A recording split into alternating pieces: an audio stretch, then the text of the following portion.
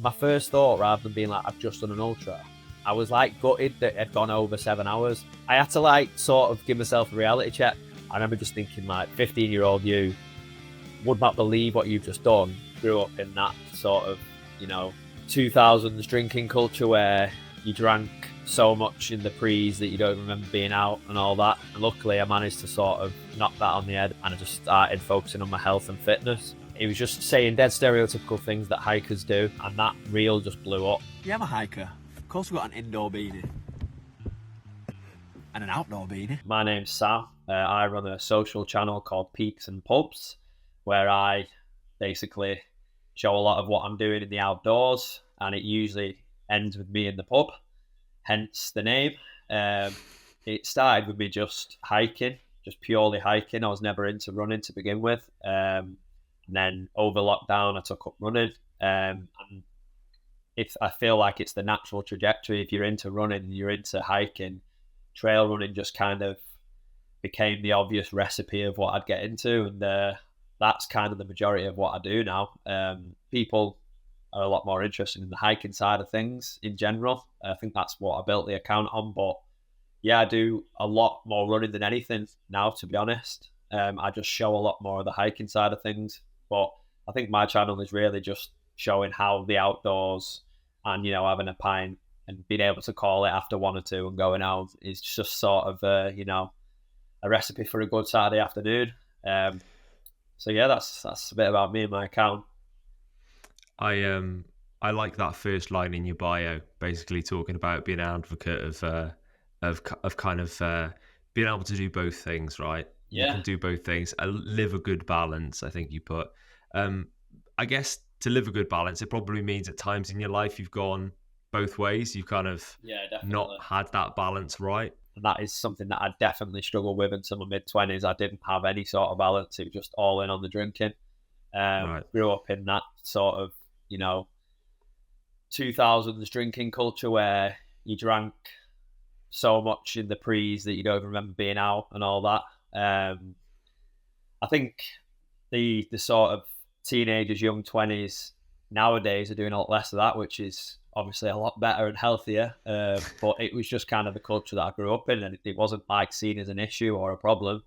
And luckily I managed to sort of knock that on the head at a good age. I think I was about 25, 26 when I thought, you know what, there's more to life than this. And I just started focusing on my health and fitness. It was never something that I intended to turn into anything full time, or I never intended to make a channel out of it. I used to sell vintage clothing, so God knows how I ended up here. Well, yeah. I feel like the name Peaks and Pubs, that seems like the name came first because it's such a catchy name. It's such a banger. Did you have that before you started the account? Like, how did that first come into your mind? So actually, it's not the username that we wanted. I actually started the account with my fiance, and we very much ran the account together at first. And we wanted Peaks and Pints, but it was taken. So I actually messaged the person who's got that username, seeing because it was inactive. I messaged them to see if they were still using it. I messaged them to see if they'd take a bit of money for me to have it. And clearly it was inactive, so didn't get much of a response. And then we settled on Peaks and Pubs, and that's kind of been the perfect name, really. And I'm glad we didn't go with Peaks and Pints, because obviously a lot of my content now is like I do post-hike pub reviews and things like that, and I do like I review stays in the Lake District, the Peak District, Snowdonia, Scotland. Like I'll review stays and stuff like that, where 9 times out of 10 it's usually a hotel pub sort of setup. And then, I'll talk about their pub, talk about hikes in the local area, things that I get up to there. So it was kind of a blessing in disguise, really, that we couldn't get the original name we wanted, because I feel like this works perfectly for what I do now. It definitely gives you the ability to have more sponsored posts, doesn't it? Having Peaks and Pubs, which is marketing genius. I feel like a lot of this sort of thing though is accidental, isn't it? You say, you've gone and kind of pursued your passion at a point in your life where things maybe haven't been as balanced as they are now. and you thought, right, gonna focus a little bit more on this, then this idea's come up and you've pursued the idea, and then this has kind of all happened. Does it feel a little bit like that sometimes, like this trajectory wasn't something you'd ever thought you'd be on? Yeah, definitely. I mean, I created the account because the only thing that I was sharing on my personal Instagram was just pictures of me hiking, Yeah. just pictures of me up hills, basically. And I just thought, you know what, people aren't interested in this. I had the same 30, 40 people, family and friends, that were liking the posts. And I just thought, I want to keep my personal Instagram as more about my life rather than just like my weekend activities. So we created this separate account that, like I say, me and my missus were running it to begin with. And we had it for about 6 months. It was literally just me posting places that I was running, places that I was hiking, and where to find a good pub nearby afterwards. And they were just all carousels. There was no video content whatsoever. And it wasn't for a bigger audience. It was just for the people that I knew were interested. And I kind of brought the followers over from my personal account to this account that were interested in it. And like I say, up until April last year, I had 400 followers on there. And it was just all family and friends, the people that were liking the post on my personal about hiking and things like that. So obviously all the people expected to come over to this account came over to it. And then there was a trend last year that was basically focused around, if you do such and such a thing, you will do this. So if you're into X, you'll do Y. So I made it about hiking, and basically, yeah, it was just saying dead stereotypical things that hikers do. And that reel just blew up. And from there, I think my ego got a bit of a tickle, and I thought, I like this. So I just didn't let the sort of engagement die. From then on, I think I posted 7 days a week for like 4 months, because I had such a backup of content. Like, I didn't post any of my video content, so I had loads backed up that I could make videos out of. And at first, it was just watching what was trending on Instagram and TikTok and making that trend about the outdoors. Even if the trend had nothing to do with running or hiking, I would make my own version about running and hiking.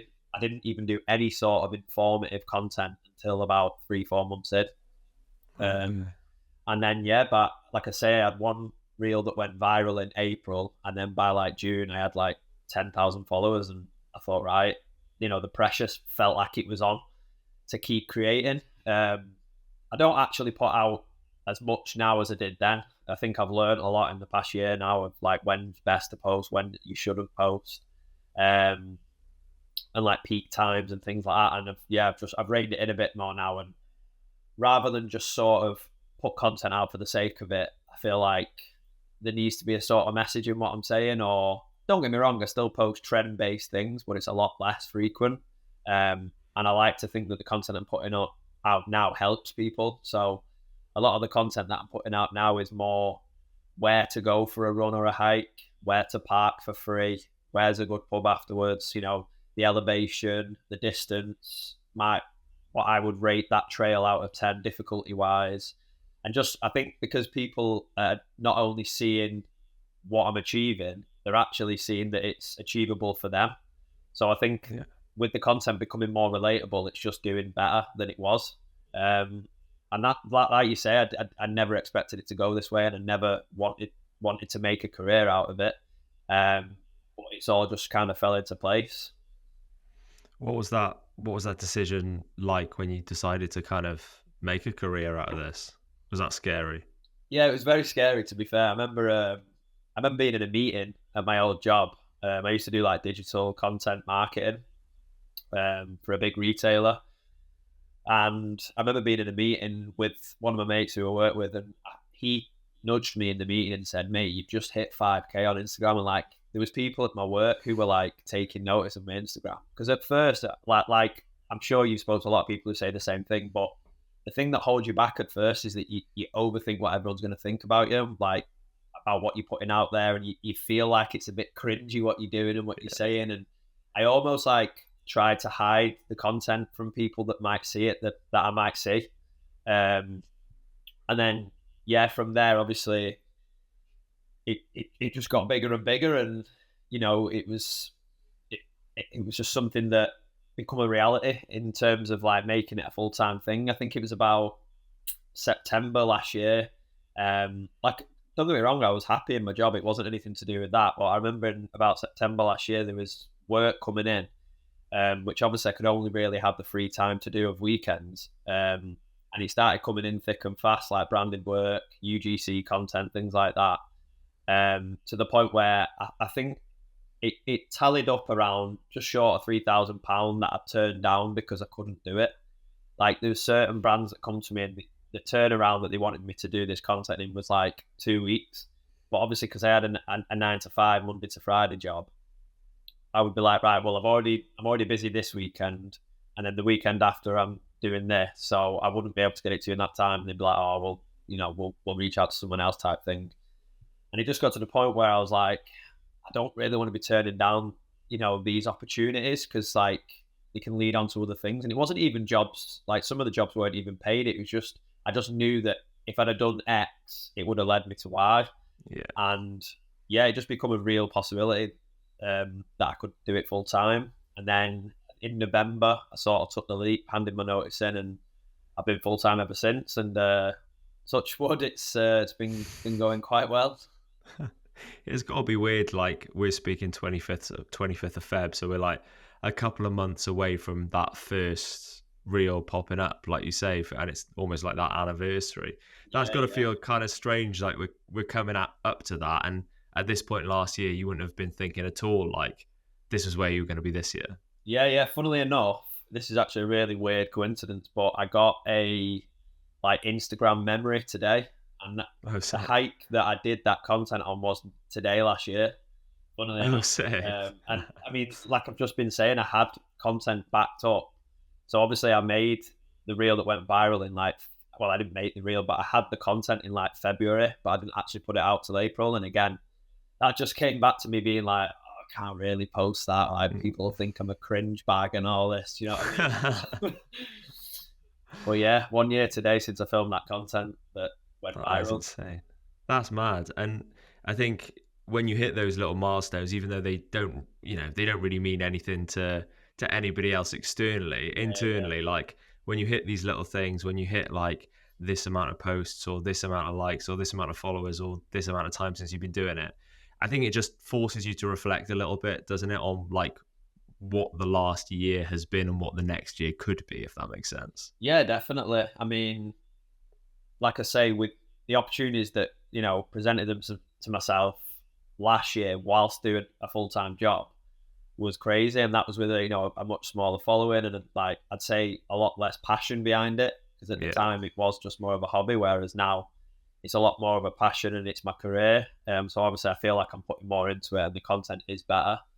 So yeah, I very much think that the opportunities that are going to present themselves this year are going to be, as good, hopefully, fingers crossed, even better. And it's not only that, it's the freedom that I've now got to create the content that I want to create. So it's not always about like the brands offering you work or you being sent to do X, Y, Z. Like, for example, in April this year, I'm going to the Dolomites with a couple of my friends.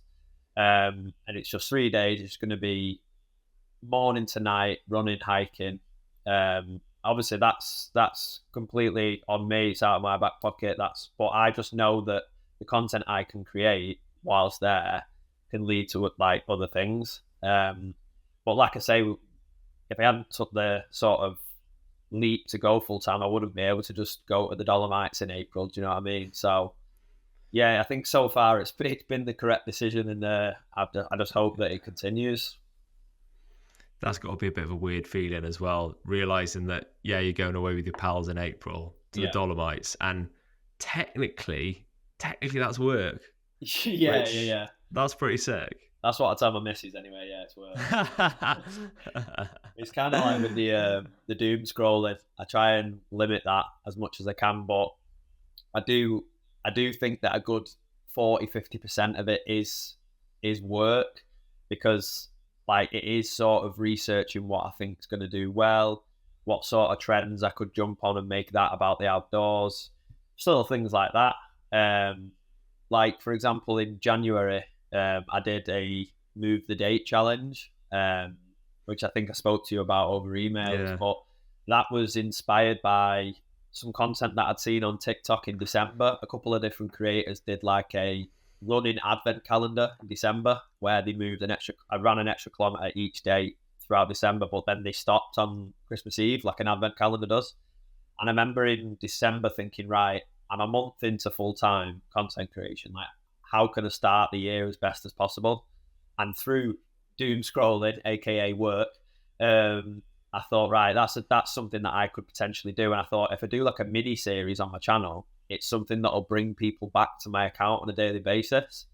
So I put my own spin on it and called it Move the Date, where I'd include hiking as well as running. It ended up being a good 70% running because, you know, getting out doing these hikes takes up so much of your day compared to a run. And yeah, in January, through doing that challenge, I ended up gaining like 9,000 followers in a month, which was like my biggest month on socials. I also like hit the sort of promised land of 10K on TikTok, which never seemed doable for a long time. Like I found it a lot harder to grow on there than I have on Instagram. But yeah, like just little things like that. I think, you know, like you say, it's weird to call it work, but it is, I suppose. So yeah.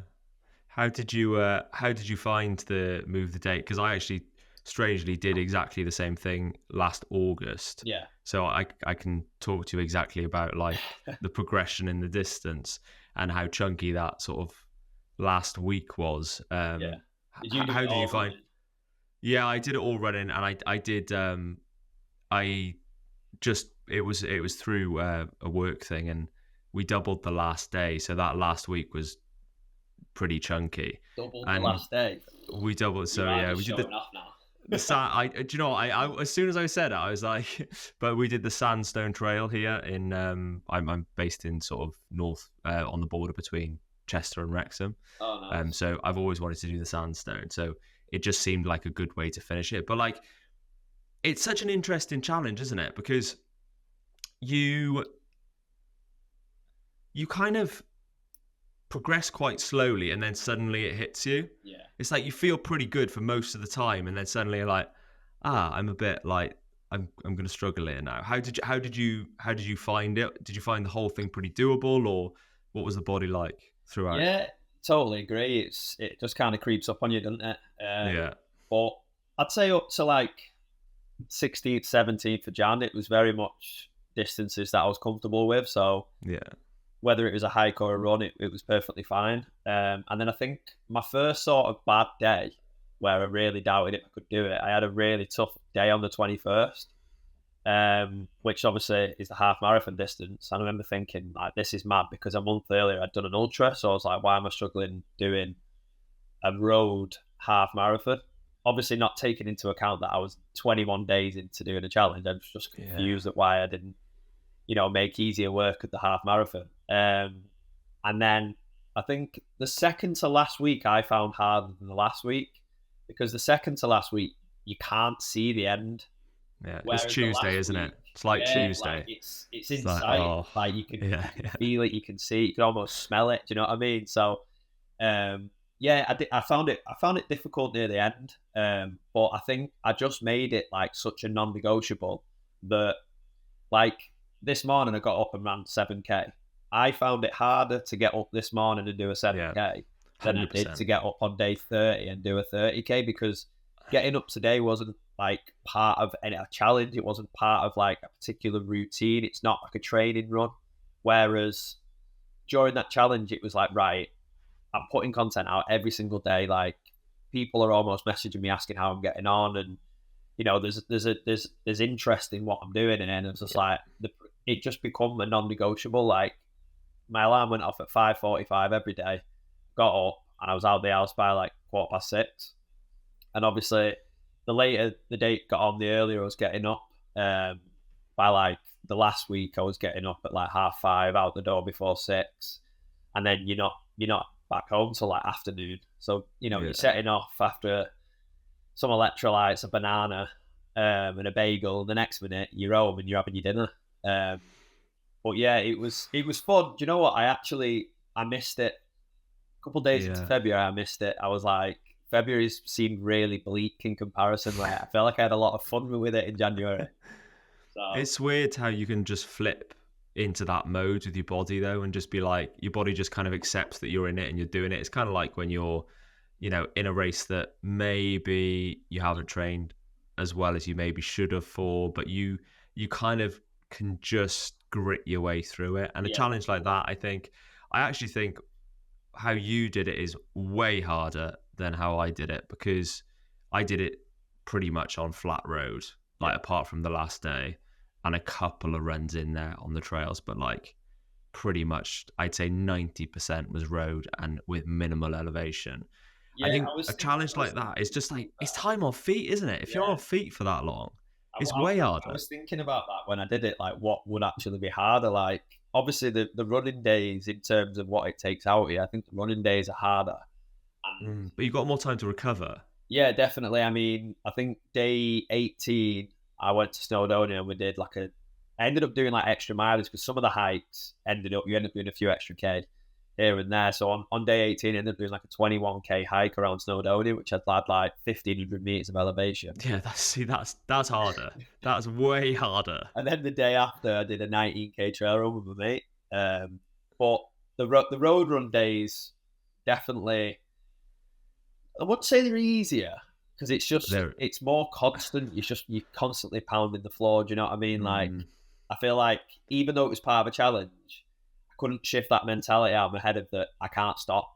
Whereas on a trail run or on a hike, you can stop. Like, I think that's why I've sort of fell in love with trail running a bit more, because there's less pressure and less sort of focus on like splits and time and distance and things like that. Whereas with road running, if you stop and have, you can't just stop on a road run really and have half a pack of jelly babies. Where, on a trail run, you can have a 3-course dinner and carry on. Literally. It's so odd though. Like, I think it's a really interesting debate, and I've actually never seen anybody do it like you. So like, when I saw you doing it the way you were doing it, I find it dead interesting just to think to myself, like, what did I think would be harder? And I've done a fair bit of trail running and time on feet stuff as well. And I think it's the time on feet when you're doing something that's relentless and it's every day and the distance is growing.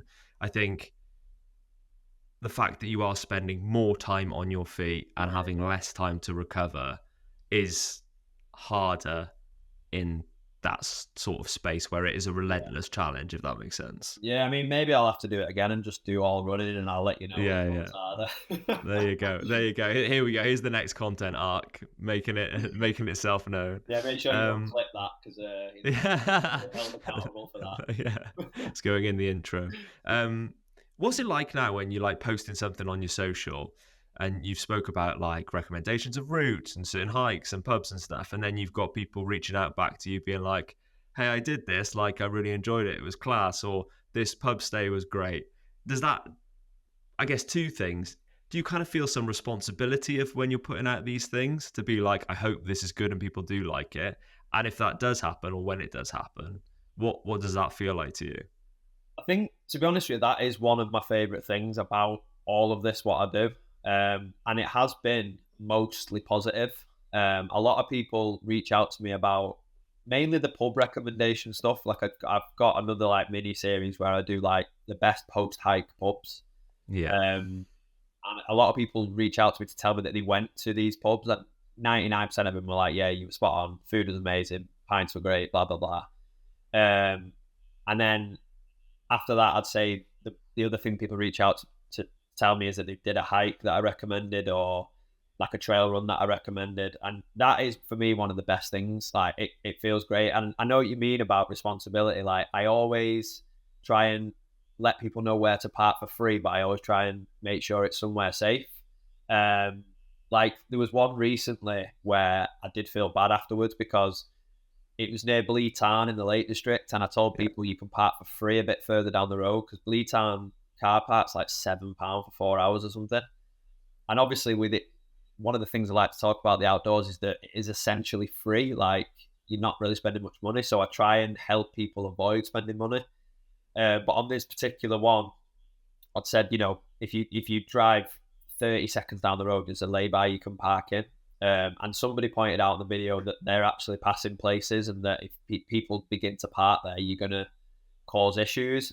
I remember thinking, yeah, that's not ideal at all. And stuff like that, yeah, fair enough. I hold my hands up, and I did feel that that was pretty irresponsible. But like I say, 99% of the time, it's positive. One of the best messages I had recently was I've been going to a pub in Saddleworth in Oldham called the Church Inn. Whenever I go to Doveston Reservoir, which is a great spot for hiking and trail running, by the way, I always go to this pub called the Church Inn, which I only found it about 6 years ago. I found it just by Googling dog-friendly pubs near me after I'd done Doveston Reservoir. And it was that good. I go every single time I go to Doveston without fail. So I did a video on it, and it featured in my mini-series, like post-hike pub recommendations. I think it was the third one I'd featured. And it went mental on Instagram and TikTok, which is quite rare. It usually something will go viral on one, but not the other, whereas this went viral on both. The Manchester Evening News picked it up. The Oldham Times did an article about it. Other creators were going to the pub and calling it the viral Saddleworth pub, and I thought, this is nuts. Did I do this? And then I got a message in my message requests of one of the staff members who worked there, and they just messaged me saying, like, I just want to thank you for putting this video out. We had a really slow start to the year, but it's been amazing for the past 3 weeks. Like, we've been fully booked all day. I just wanted to let you know, like, we really appreciate it. And honestly, it sounds cringe, but that put such a big smile on my face that day. I was so happy. And like the fact that it's an independent pub as well, that's not owned by like a big brewery or anything like that. And like, we all know how many local industry independents are like shutting down on a daily basis these days. So for someone to message me that, I was honestly buzzing. Like when it first went viral, that on both platforms, I did think, like, I wonder if they'll hate me. Like, I wonder if if this attention is not what they want. Because it's usually pretty packed whenever I've been anyway, and it seems to be full of like locals, and I just thought, I wonder if they're all going to hate me around there. But to receive a message like that it just makes it worth it. So yeah, it's like I say, it's mostly positive, but and I definitely do feel some sort of responsibility, but I try to be as responsible as possible with what I'm recommended, such as like parking and things like that. So yeah. What is that? What is that moment when you, let's say, open the doors to that place, right? You've been for your run, and you're excited about that post hike, post run pint. It like just explain that to me, that feeling. That for me is like what makes it all worth it. Like I was saying earlier, like I didn't have any sort of balance in my life, whereas now I do.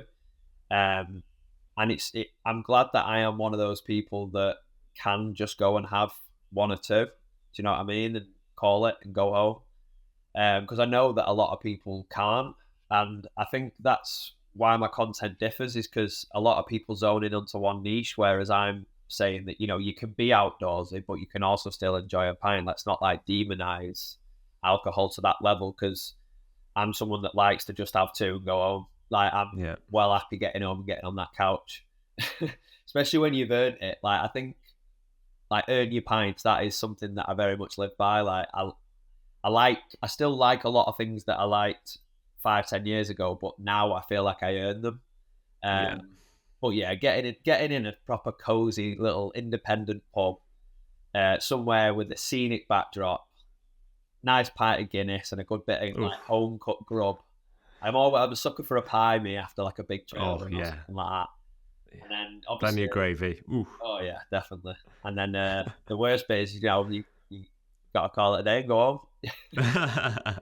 I mean, we've had conversations on here before on the podcast where I've talked to people that are fully sober, people that have kind of found a bit more balance. Like, and I've always said that I certainly don't drink as much as I used to, nowhere near. Like, and if I'm in a big training block for something, I might cut it out completely for a couple of months or whatever. But I would never say I personally, and it's just a personal choice, would go completely sober, because I find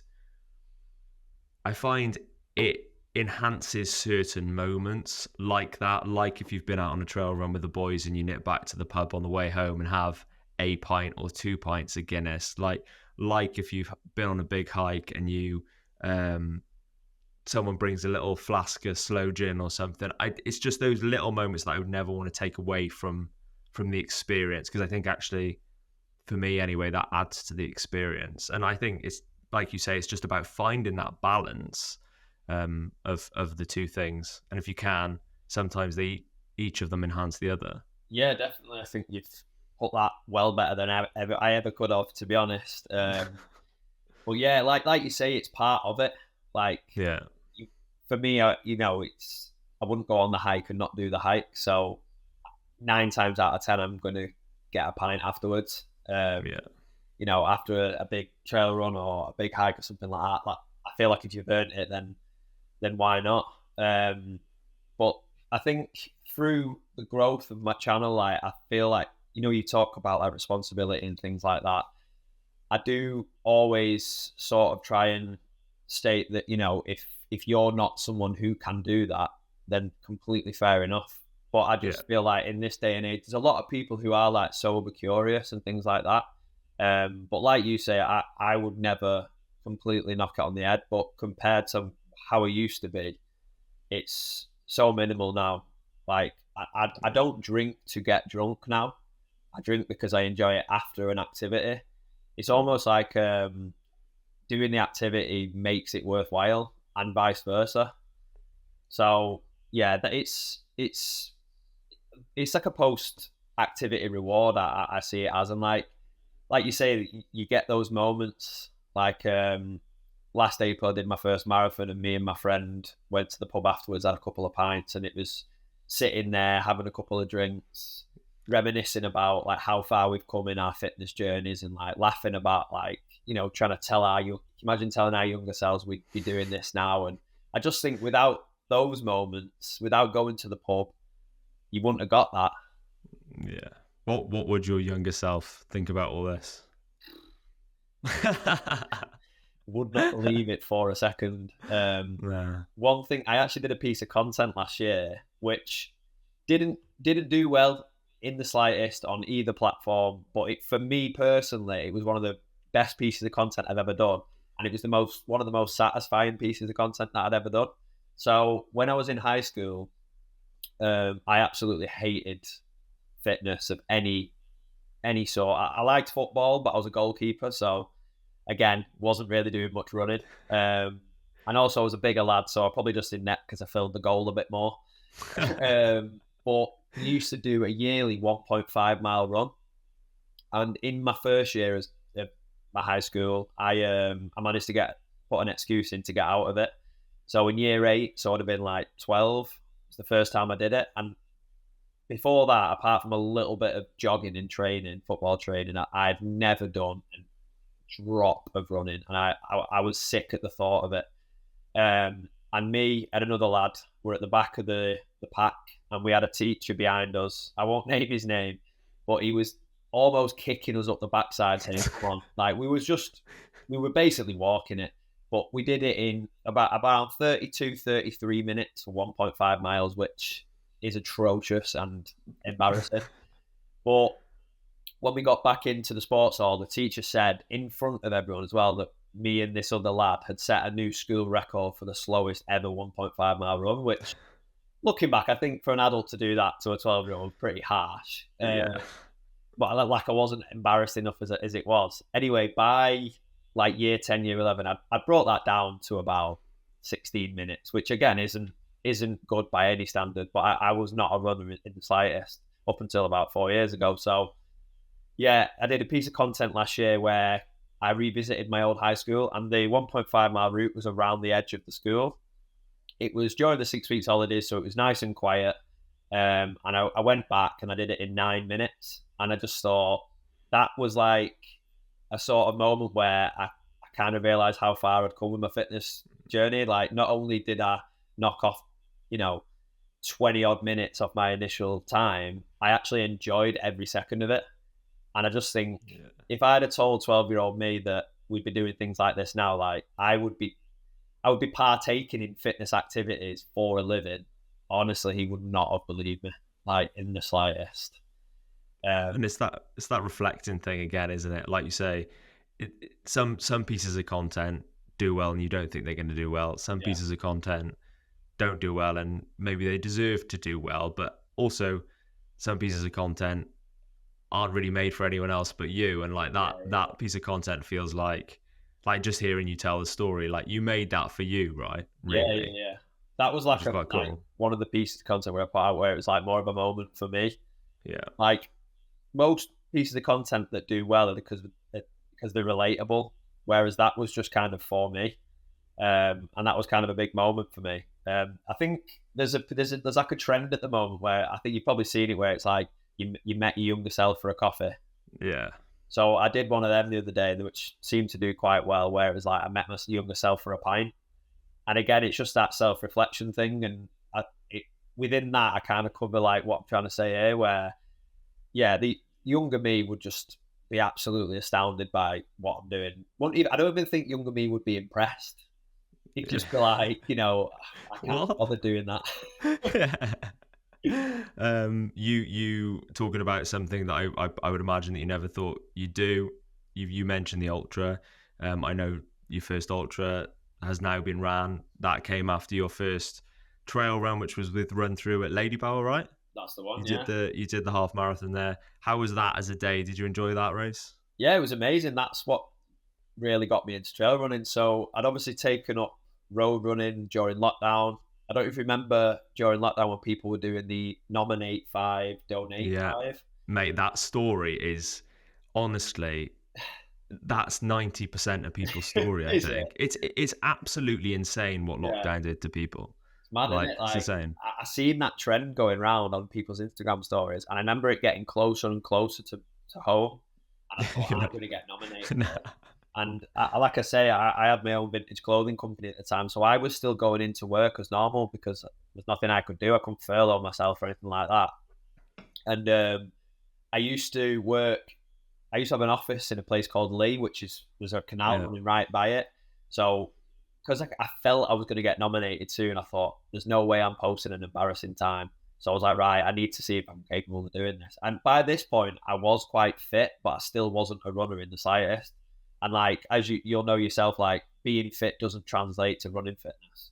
And I went out thinking I was fit. I think I did a 32-minute 5K. Well, that was like my elapsed time. I think my moving time was like 28, which is obviously when you post it on Strava, 28 looks more impressive. But realistically, it was like 32, 33 minutes. And I stopped at least 12 times.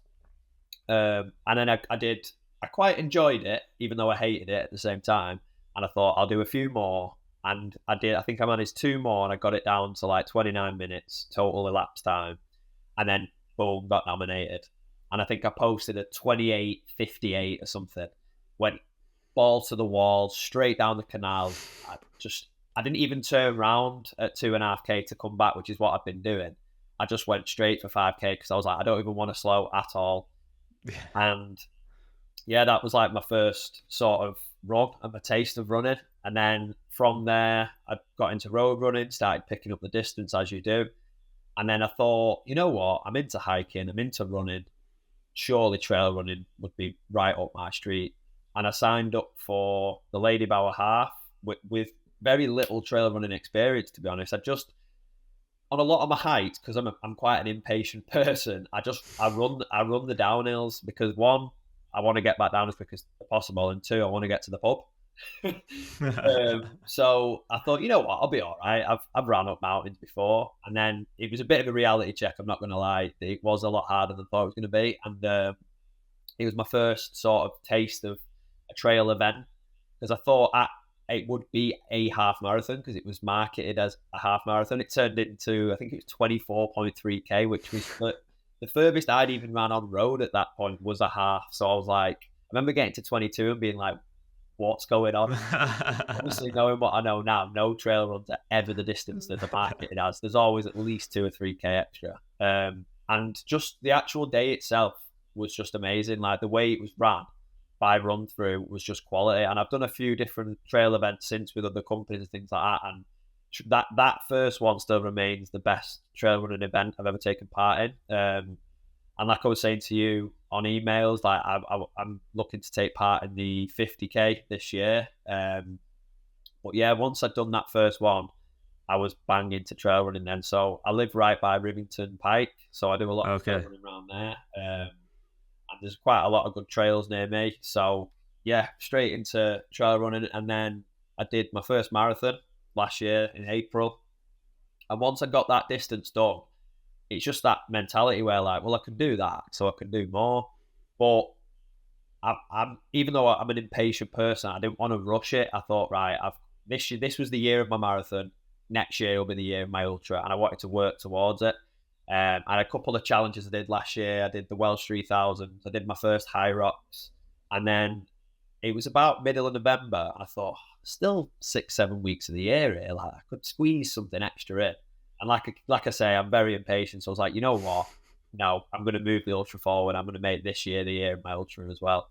So I signed up for one with 4 or 5 weeks notice. Obviously, you've got to incorporate a taper week in there. So I only really did any sort of distance for 3 or 4 weeks. I think I got up to maybe I did a 28k run. So the furthest I'd ran since my marathon was that 28k, and then obviously went into a 54k ultra. And I ran it with a lad that I'd met through Instagram, a lad called Daniel Staves, who's a very, very strong ultra runner. He's done 14 ultras in the last 14 months, and he's training for one of the UTS 100 milers.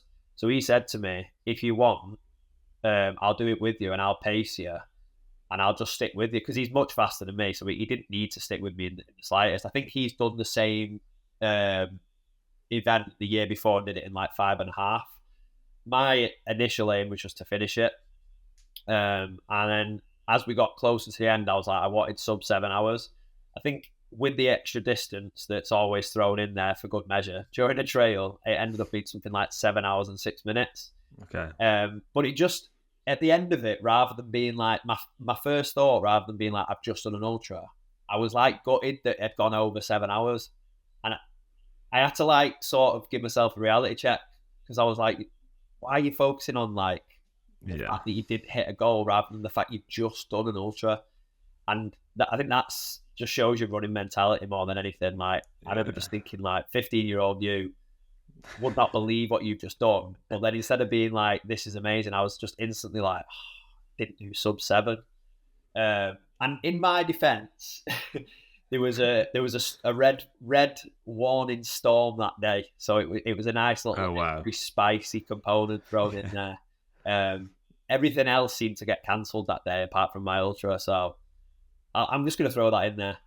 Yeah, mate, and that's still, that's still superb for your first ultra to go out there and do that. And yeah, when it comes to ultras, conditions are one of the things that definitely play a huge part. It definitely added to it though.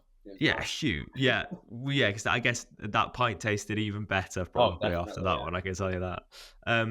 Mate, there'll be loads of people listening to this right now, and they're hearing about your passion for the outdoors, passion for hiking, passion for running, and we'll finish with this because I think it would be cool to get your recommendation of a couple of places. If somebody was maybe thinking about going on their first hike, they've got no experience at all, where would you recommend they go? And I guess the same thing with trail running. Where have there been a few places that you absolutely love and adore that you'd recommend to people?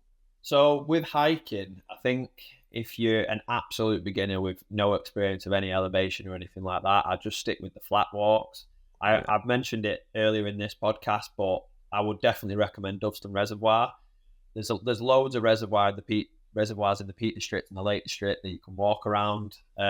Just keep it flat, low elevation, and then if you're looking to sort of pick it up a bit, add a bit of elevation, there's so many Wainwrights in the Lake District that you can do that are low elevation. One of my favourite low elevation walks in the Lake District is Castle Crag. I think it's about 330 meters elevation, and the views are just unbelievable. Obviously, the main one that a lot of people do as one of the first ones is Mantor. I wouldn't personally recommend it. The parking situation around there is nuts. But if you want to go around that area, go around that part of the Peak District, I would recommend on the other side, there's a hike called Win Hill, which is fantastic. Again, fairly low elevation. You can summit within about an hour, and there's just unreal views around the peak. You can actually see Mantor from Windhill, which is amazing.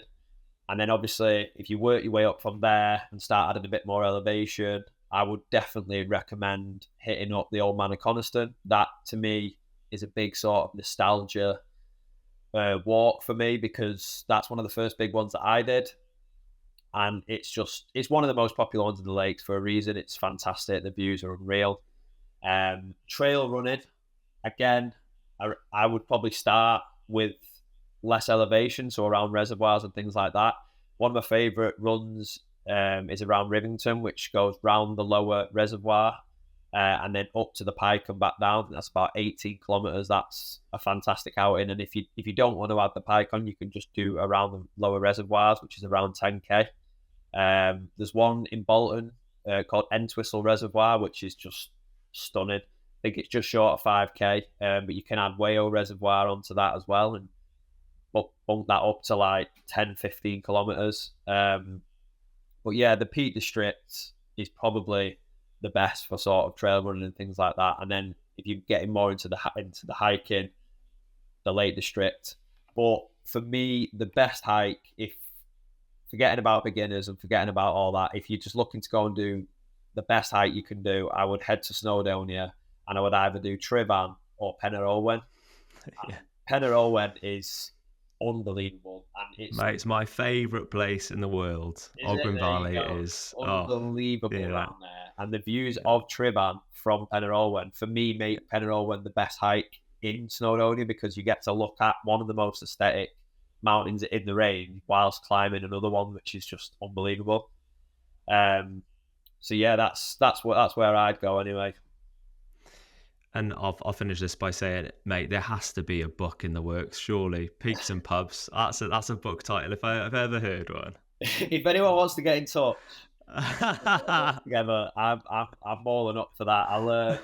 I'll give you a little inside scoop. We have got some merch coming, and it's very, very good, if I do say so myself. I don't know if you've heard of them, but there's a independent clothing retailer called Unique. Yeah, I have. Yeah. The guy who owns that also has his own brand called Bound. There's been some pretty big people wearing his brand. I think Ian Wright wore it, Alex Turner, people like that, and it's all really good, high quality stuff. And also, he's local. He's Manchester. It's an independent brand. And yeah, we're making some t-shirts, and I will be doing a group hike. I'm not sure when this goes out, so we may already have done it. There's a group hike we're doing on the 8th of March to launch the merch. There's a beanies, t-shirt, and a jumper. And we're giving away a few bits on that hike, and then obviously we're going to finish that in the pub. One of my favourite pubs in the Peak District, called the Rambler Inn, which is near Kinderscout in Edale. So that's one where I'll be launching my merch and having my first ever community hike. But yeah, who knows, maybe a book after that, eh?